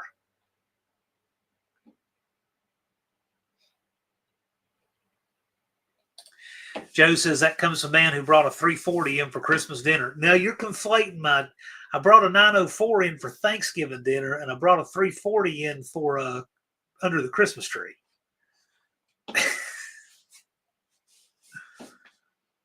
The FE needed a lot of work. Yes, it did. Needed somebody else to do all that work. Oil drain back. Yeah. Airbus, not a 727, right. By the way, so Coletta Air, who, of course, you guys know Connie Coletta of NHRA fame, they just retired just last year, just months ago, retired their 727s. Some of the last people on Earth running the 727, Boeing 727. And if you're not familiar, the 727's got that weird looking engine that's up top and centrally mounted. It's the only one that looks like that. But what I like about the 727 is that's the plane that D.B. Cooper hijacked. It was a 727. Unfinished project, can't stand these one-time use door panel clips on an 05 Caravan. I can't stand those no matter what they're on, but I've made peace with them. It's just, I can't stand it when they just break, and there's nothing you can do about it. They just break, and you got to find some, or you got to rattle and panel. It's like, I just sit here and think, you just could have put a screw there and just never have that problem, but that would have cost 1 1/4 cents probably. The decision not to use a steel crank or treated rods, okay. Did we ever decide what vehicle's behind you at your aunt's house? That's actually at my grandparents' house, and I own that house now and the ones you see behind it, both of what you see behind it. And we believe the community came together, and I believe everybody, the consensus is it's a 70 Torino two-door. That was a fun one to figure out, but I'm telling you, our people all came together and figured that out. Brazil says the FE doesn't need that much work and capable of serious power. Oh, yeah, they are. That they are.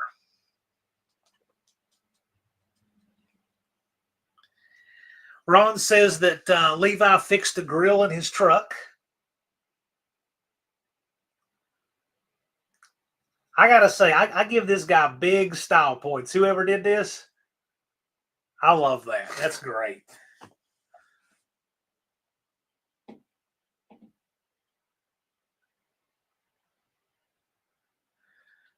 Did the logo have the pigtail curl? It had the Made in USA on it. Somebody who knows those told me it was a 26 or 27.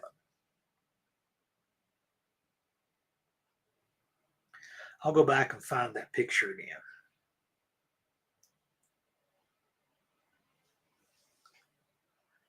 See, when I saw that made in USA, I thought, well, that must be reproduction or something, right? But somebody told me that's factory.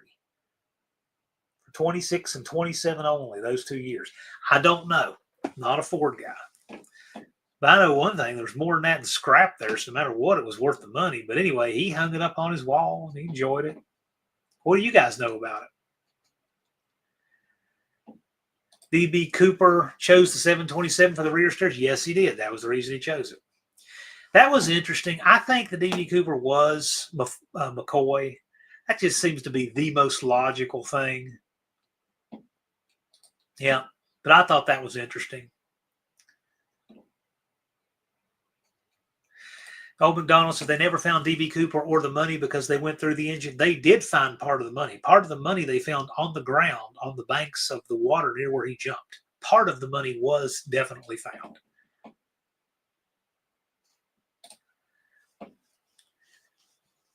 Andy says he's going to do a Cleveland sometime because Tim Halstead's been on me. Yep, I love the Cleveland. I think they're great.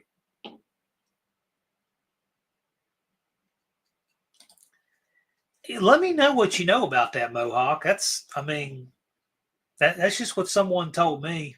We got a few old guys here who are Model T people who told me some things. Danny Boyd's telling us something about the A320 Airbus, telling us about their variable pitch whoosh. I don't know. I know nothing about it. I've flown on a bunch of big jets, and I don't have any idea what's what. I know that it seems like commercially, on the Airbus, you fly around 350 miles an hour. I think I figured that out. I don't know, just looking at their literature and stuff. I like to fly. I just hate all the politics of getting on the plane. The rest of it I like just fine. Because when I fly, I've always got to make sure to get there really early in case I get, TSA agents who are a pain. Because I got to check firearm. So that's part of it. And then there's just the general getting through the thing and, whatever. And I'm always concerned when they do the bag checks too. I just don't want my stuff messed with. So just not a fan of having to do all that to fly.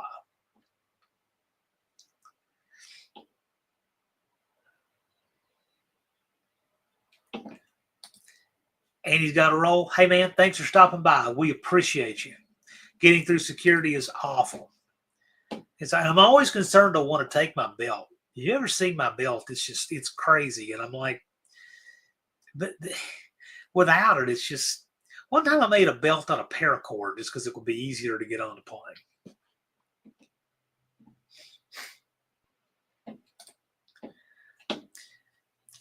Ron Ward says that a two-barrel Cleveland with an Aussie intake and a Holley 3310 is a great combination, especially when used with a cam that has 6-foot lift and 8 days duration.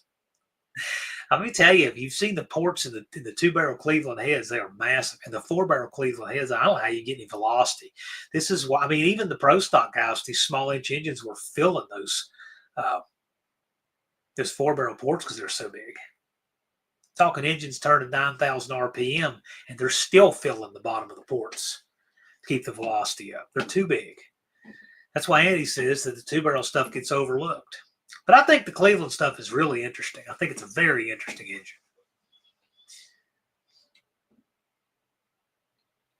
Dean says, I heard a cam needs 370 degrees duration to work with a Cleveland. Andy told me that, I think. Well, you do realize, though, the cam is only turning at half the speed of the crank. So keep that in mind. Jack stands at center block says, speaking of TSC, I got put in carnival jail for a while getting on my cruise. What happened there? How'd you get put in carnival jail? And I've heard carnival has just gotten really bad with people smoking pot and rowdies and trashy crowds. So I probably will not try carnival for a cruise. But that said, I've heard they've really cracked down on it. If they have, good for them. But I'm telling you one thing. If I go on a cruise, there's a problem with pot, I will take a fire extinguisher and put it out myself. You can't keep me captive with other people's drugs. I will deal with that. 38 Races said, my brother worked on programming the autopilot for one of the Airbus craft. At least one of Mama's kids was smart. I don't know, man. I think our community's got smart one. Ray knows a lot of stuff. Ron says that the 4-barrel heads work great at 10,000 RPM with 400 plus cubic inches. Well, yeah, I mean, you know, they should. Yeah, that's what it takes. Those huge 429 ports hurt the boss. I agree. They did not understand velocity at that time like they do now. Carnival jail has nothing on a Dakota timeout. Well, maybe, but I want to know what he was in jail for. So he said, when TSA treats you better than the cruise security, it was my fault. I had 3 loaded mags in my suitcase. Well, like 3 fully loaded mags. Why would you ever have a partially loaded mag in your suitcase? That doesn't make any sense. I don't think empty mags make sense. Just silly. But I'll tell you what, you better remember that. You go to a place like Aruba and you try to carry on a loaded magazine, just the ammunition in Aruba, you will go to jail and you will be stuck there a while. They're cracking down on drugs now to keep business from getting trashy. Well, that's what I heard. It got trashy. Yeah, man, you got to check that. Let me tell you, when I go to the airport, I pat myself down multiple times between when I get out of the car. I do it right there. I walk to the door before I go in the door of the airport. Like one last check, everything. Check my ankles. Haven't worn an ankle holster in years. I check it anyway. Check my pockets, back pockets, front pockets. Take stuff. I'm just real paranoid about wanting to make 100% there. I'm not supposed to have to get on a plane. Dougster says, I like cruise to my friend's place, cruise to the park store, cruise to dinner with Lady Dougster. Right on. Blue Grit says, I have both the 268 and 278 duration cams for my 2-barrel Cleveland. I was told to use the 268. They said the 278 would give up too much on the low end of the streetcar. I don't know about that. Who's they? Do they have any flow numbers on your heads? What is that for? The drug guys were down the hall getting nice bracelets. Okay. Yeah, I don't know. I don't want anything to do with that. I won't get on a cruise if it's got that kind of stuff going on. I don't want anything to do with it.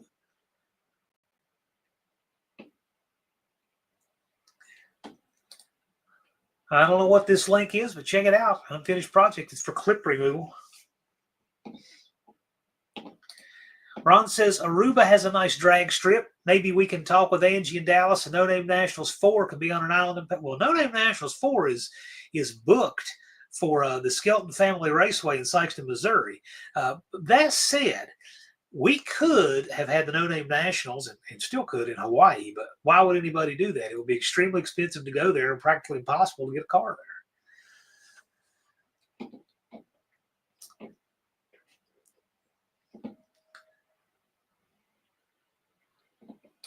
He says, I patted myself down, checked all the internal pockets inside the suitcase, forgot about the front pocket. I'll yard sell my own luggage before I'll take any chance on that. I mean, you just don't want that problem. Impossible. That's why we have Angie. There you go. We'll see if we can get a highway put into Aruba. See if we can do that. Heavens Mopar says, my brother, when he came back from Iraq tour, bought me back a live Iraqi round as a souvenir on the plane. I think the military can get away with stuff like that. I know I know of a lot of stuff they can get away with like that. Colleen got scanned twice because of the t-shirt. It was weird, like the vinyl on the shirt. Yes. So if you wear sequins, glitter, vinyl, things printed on your shirt, that can give you problems. That or they just wanted to see you in the scanner twice. One or the other. 38 races at Hawaii. I couldn't drive that to No Name Nationals that way. Exactly. But Dallas had a track there. We had a good sanctioning group. We could have done it. We could have added Hawaii. It was like, no, we're not going to do that. With our luck, the Chinese would attack Hawaii. Well, I would be shooting back that day. One thing that's bad about Hawaii is that they have a rule that you're supposed to register your firearms within 72 hours of getting off a plane there. Well, who's going to go all the way to Hawaii and stay 3 days or less, right? Who wants to get into that? Hawaii's extremely, and they can get away with that because of how isolated they are. But if you ask me, I don't know if that would stand a constitutional challenge. But I've never been. Don't guess I'll ever go. Ron says, got to be at work at 7 a.m. He's out later, man. Thanks for coming by and joining us. We appreciate you.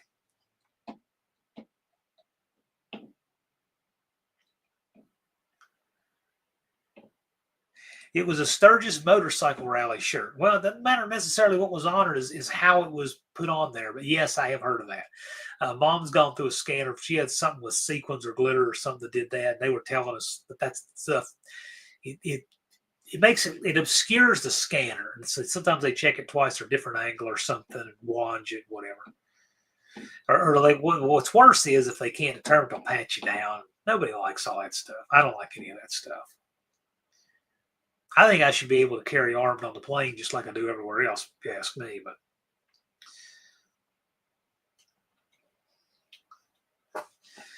Scott says, my dad has fun going through scanners. He has a metal plate in his head since he was 5 years old. There's a freak trailer accident. Oh, my. That's like Eddie from Christmas Vacation.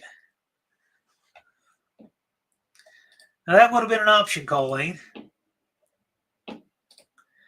Mopars, Mustangs, and Minivan says, I had a benign growth in my neck. They were adamant about checking it several times before letting it through. Well, I think they were just looking out for your health, Damien. Maybe that's all it was. I don't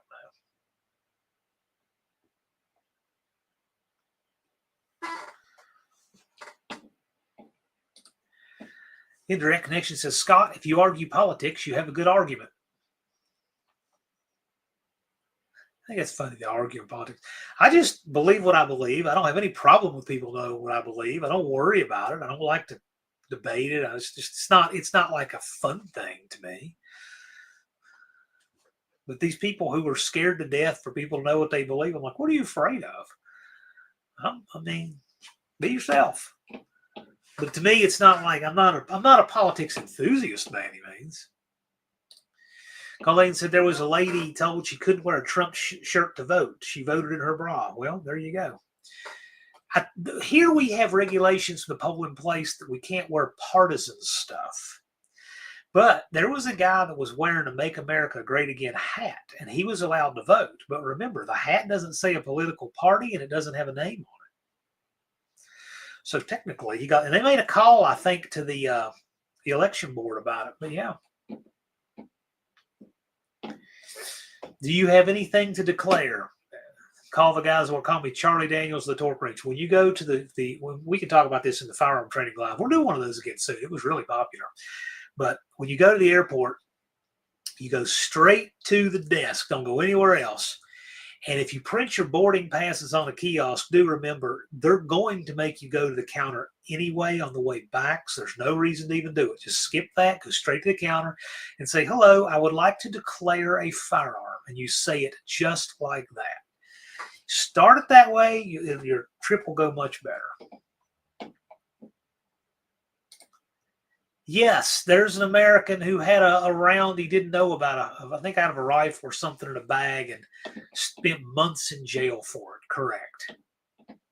That is correct. Thanks for coming by, Lunar. We appreciate you, man.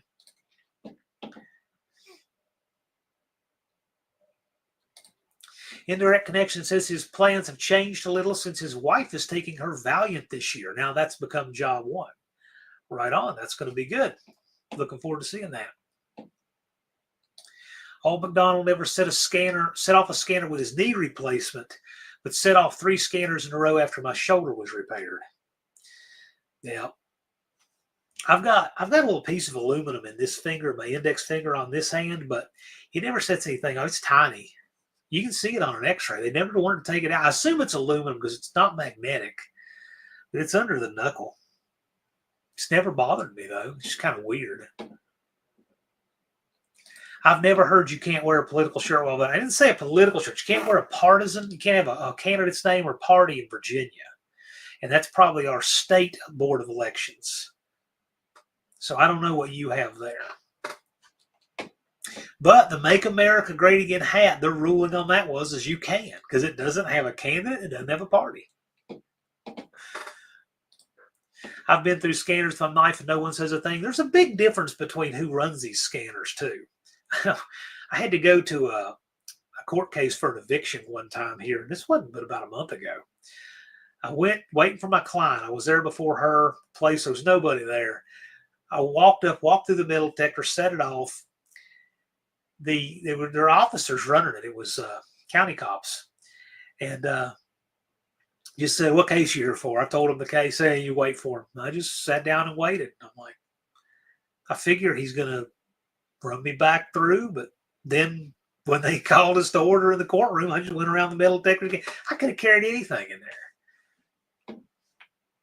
We'll never know. You'll never know. I mean, I didn't. But still, it was my belt that set it off. But still, he didn't know that. He didn't check anything. I've flown with firearms before, and that's correct. Yeah, I know it's correct. I've flown with firearms a bunch of times. It's really fun when you pack a hard case with 2 disassembled rifles, 3 disassembled pistols, and 25 magazines. Boy, that gets really fun because they wonder what that collage of stuff in there is. So they ask me to come to the back and unpack it all. It's probably stainless steel, aluminum, will probably react with blood. We don't know what it is. It's just under this knuckle. They don't know. It's been there since it showed up when they x-rayed this jigsaw puzzle looking finger. They saw that on the x-ray in this finger, and I have no idea how it got there, but it's been there since I was at least 18. Dakota said, I went through a metal detector and he pitched a fit because of my 2 gold-plated Desert Eagles. I know that's not true, not because not that Dakota would have Desert Eagles, but because he would have sold them for money for a Charger by now.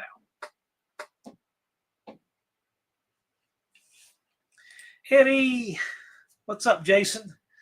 I'm an RV technician. What's your superpower? Maybe my superpower is getting rid of RVs. How about that? Hello, Beth Lee. Hello, Dan, the IT guy. Coming to us from Arizonaville. And they put on a fun game night occasionally on YouTube. Put the kids to bed and enjoy their game nights they have. Can be a little bit of fun. So check out their channel. What channel do you normally host that on, guys? Or is that on Destroyer's channel? Let me know. That is a lot of fun. You can plug it here. Whole different audience, whole different type of content than my channel, but it's still fun. I'm glad people can do what they want to do and different things and different channels. Indecisive Garage said, I served in the jail ministry, and after having an MRI with contrast, I set off the scanner. Thankful the clinic gave me a letter for such a purpose. Ooh, yikes. Would you get a shank in you or something? What happened there? Cave Dave said, I was trying to get on a flight from the Mopar Nationals in Columbus and had a backpack full of miscellaneous swap meet parts. Almost missed my flight. Security didn't know what they were looking at. Right, well, so I always know that I have to check a bag no matter what. So to me, I just put anything that's going to cause heartburn with the security and the metal detector walking through. I just put all that in my check bag anyway.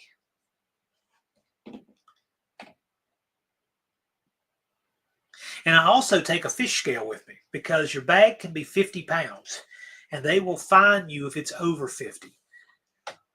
I checked the bag of Charlotte at 57. They just said, I'll take it. They just wrote heavy on it, sent it, didn't charge me a dime.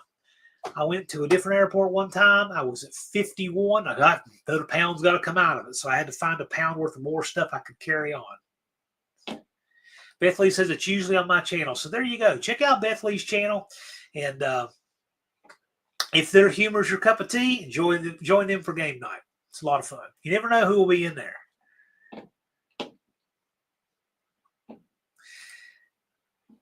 And Dan asks, how y'all doing? Well, you see it.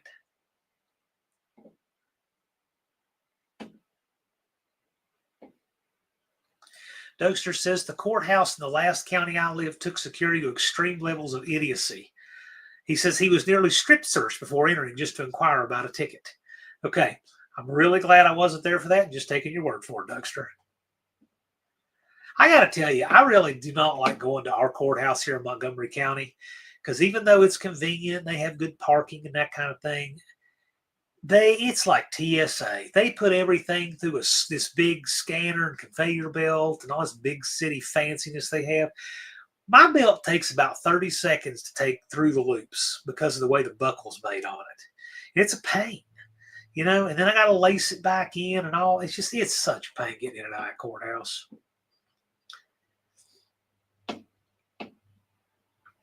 Beth says, our Thursday night shows are much tamer. We talked about my time as a 911 operator last night. Very interesting. That's very cool.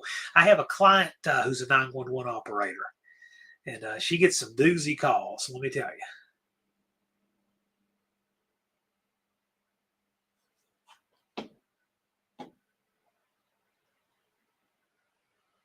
Danny Boyd's from Montgomery County, Ohio. Well, this is Montgomery County, Virginia. I think every state has a Montgomery County. I know Montgomery County, Maryland is a place where a lot of our students in Virginia Tech come from.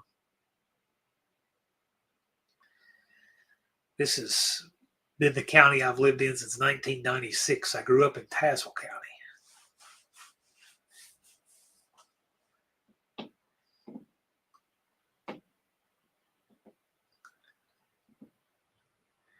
Unfinished Project puts up the link for Lars, LP94. If you're not yet subscribed to Lars, you should check him out. You can keep up with some of the nonsense that goes on JB's channel and so forth. Lars is a good dude. He's one of our super mods here in the chat, along with Unfinished Project. Lone Ridge Garage saying good night. Thanks for the shout out. Hey, man, we appreciate you. Thanks for putting up some content. It gives us an opportunity to meet you before we meet you in 173 days, 2 hours, and 13 minutes in Sykeston. Old McDonald is having visions of Ruth Buzzy as operator. That means you're old. That means you remember laughing. 38 says I can just waltz in our courthouse, no checks at all. I don't know if they have that yet in Floyd County. Last time I was there, they didn't. Just depends. Security's minimal at some of these, but Montgomery County is crazy. It's a real shakedown in Montgomery County. It literally is almost like plane. They don't have a body scan, but they got everything else. The conveyor belt, the tubs, the whole, it's like an airport. It's awful. And they have that thing turned, you can't wear steel toe boots, nothing. They get nutty with it here. And what bugs me is, it's like, if you're going to have the metal detectors at the courtrooms, have it at the courtrooms. Move them up to the third floor where the courtrooms are. I hate having to go through it just to go pull a deed for real estate. Like if I'm listing something and I need the deed, I hate having to do all that just to go in there. Really? Why do we have to do all that for all the administrative offices where nobody's, fate and freedom is being decided, right? Unfinished Project says, no Montgomery County, Delaware, but my son's middle name is Montgomery. Well, there you go. And where did he get the name Montgomery? What is that from?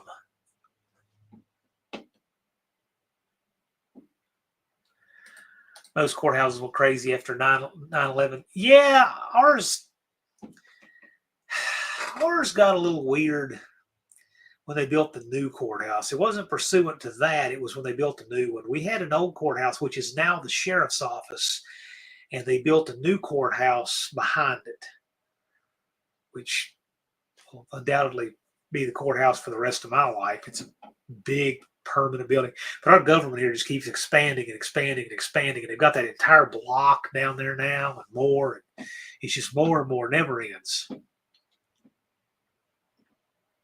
Colleen loves her keen steel toe shoes. There's one time when I really want to have my steel toes on, so I'm running a chainsaw.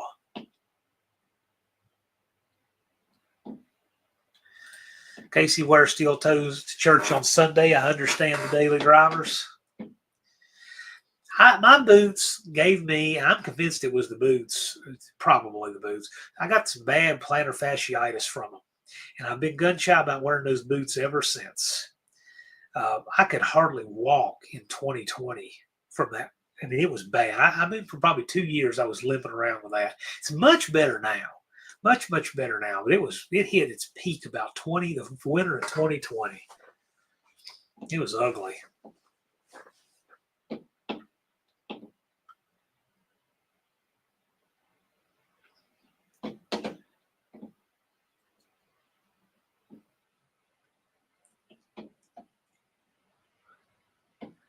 We got to vote for Montgomery Burns, Montgomery Scott, Montgomery Cliffs, Montgomery Barbecue, whatever. Wolverines last forever. Then you know what? That'd be a good one to try. I mean, I don't want any problems with my feet like that again. I knew it. That was going to be my guess, Montgomery Gentry. I knew it. I knew that's what it would be. Somehow I knew that.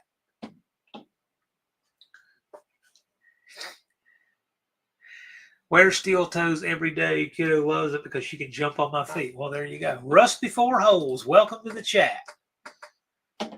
Danny Boy says Elizabeth Montgomery. She was weird after Bewitched, I hear. Kind of antisocial and everything. I don't know. I'm social for 2 hours a week, and you're seeing it.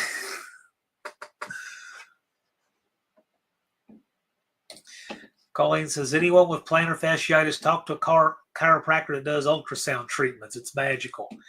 Mine just went away because I have Get Better or Die insurance.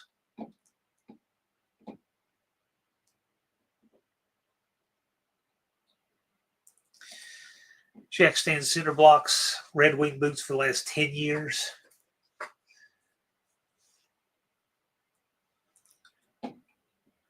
I wore my Rocky boots out pretty good, I can tell you that. Been through a lot of classes with them. I liked them. I mean, I hadn't any problem with them at all. I liked them. Weren't quite as comfortable, though. They needed to be a little more comfortable. But I'm convinced that's what hurt my feet. But then again, I was also doing some pretty abusive stuff with my feet out, solid logs. You know how you try to kick on a log and try to get it free and move heavy logs when you're cutting them. I might have done some damage to my foot doing that, too. But I had it in both feet. It was one, and then that one peaked up and got worse and worse and worse. And as it got better, the other one was already starting to get bad, and they peaked at different times. It was like a 2-year ordeal. Because before that, I used to walk like miles and miles and miles at a time, and I stopped doing that because of that. My feet hurt too bad.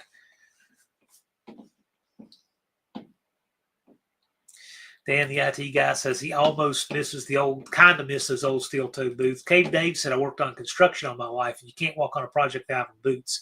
I go to the gym in my boots. Okay. What I would do is I'd wear these black old man New Balance that I wear, but I would always have one pair that I wore only in the gym so that they would always stay clean, they would always stay nice, and they wouldn't get, kaput from use. And that was my gym shoes. That's the only place I wore them. No start tonight. Grrr. Grand Pito Vic's apparently trying to get his LS and his Crown Vic to run. You'll get there. You'll figure it out. Unfinished projects as I wear Brahmas from Walmart steel toe, waterproof. They don't last as long, but I don't want them to. Okay. You can't wear flip-flops as a truck driver either. I don't think you could wear flip-flops at all, but something about just dudes who don't wear real shoes. I just can't get that. I don't know if I have a picture handy or not, but let's see if I can find it. I get kidded for this a little bit. Let's see if I have one of me and Jethro on. I don't have one of Jethro. I had him on the leash here, but I can't. I have some of me somewhere, but I'm wearing those boots and jeans on the beach at Panama City. That's what I wear on the beach.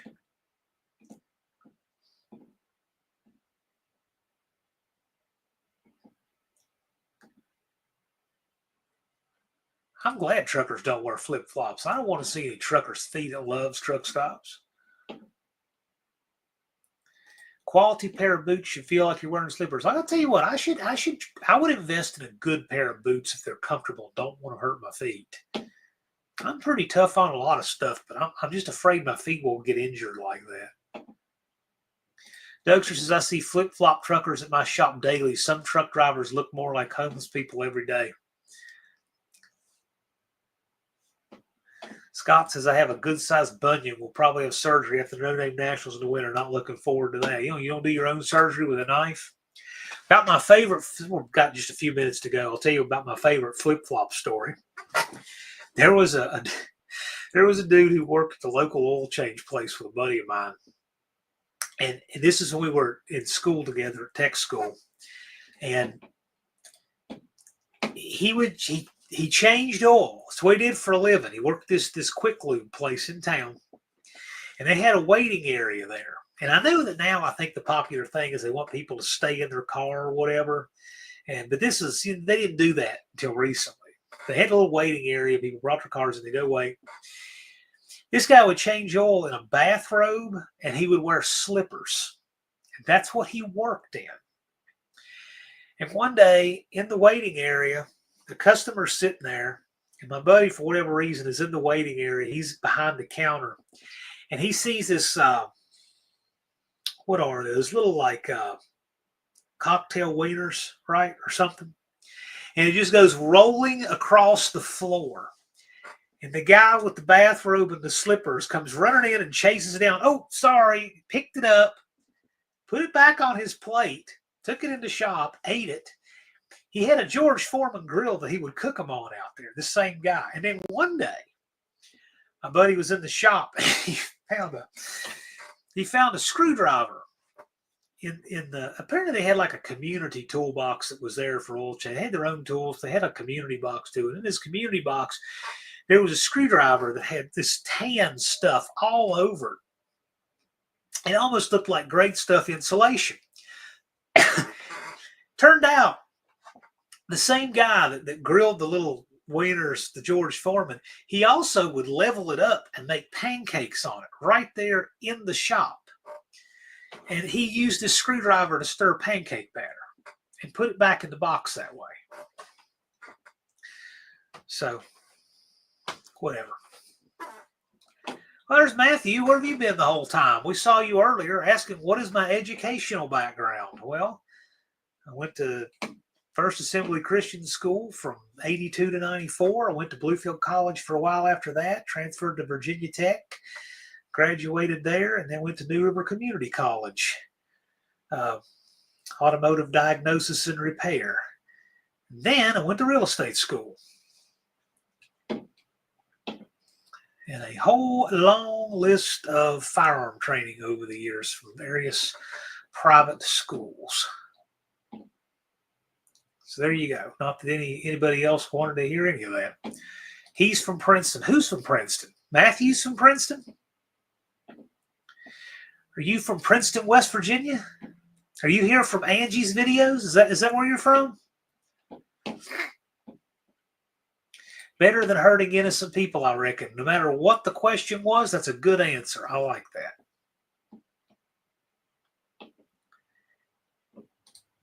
Casey says, hit that thumbs up. Cool. If you feel so inclined, I appreciate it.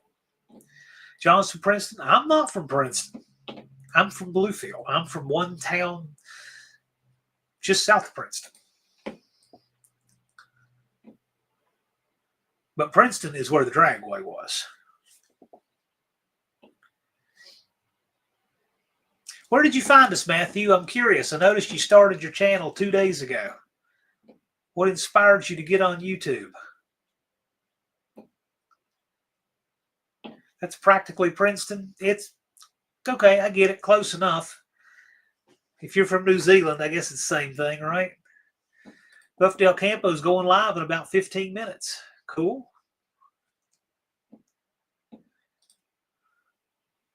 Resonance Man. Okay. But everything I have, the muffler's working.